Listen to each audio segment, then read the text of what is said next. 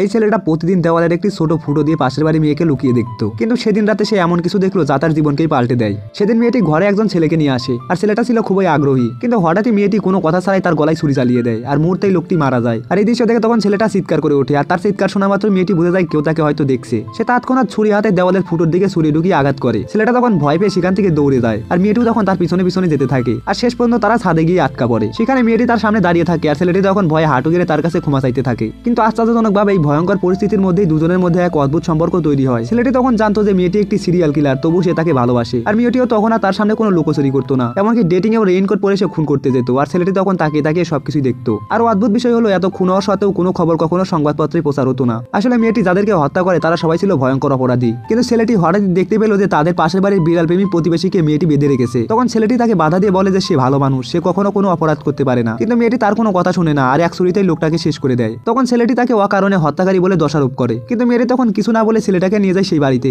আর সেখানে গিয়ে ছেলেটা যা দেখতে পায় তা দেখে তো সে হতভম্ব হয়ে যায়, কারণ তার ঘর ভর্তি ছিল বিকৃত পশুর ছবি দিয়ে, এমনকি নির্যাতনের যন্ত্র আর পশুর অঙ্গ প্রত্যঙ্গ দিয়ে। আসলে লোকটা একজন ভয়ঙ্কর পশু নির্যাতনকারী ছিল। তখন ছেলেটা তার ভুল বুঝতে পারে, আর মেয়েটিকে তখন জড়িয়ে ধরে। আর মেয়েটি তখন শান্তভাবে একটি চপস্টিক ছেলেটার গলায় ঠেকিয়ে বলে, তুমি কি সত্যি চাও আমি খুন করা ছেড়ে দেই?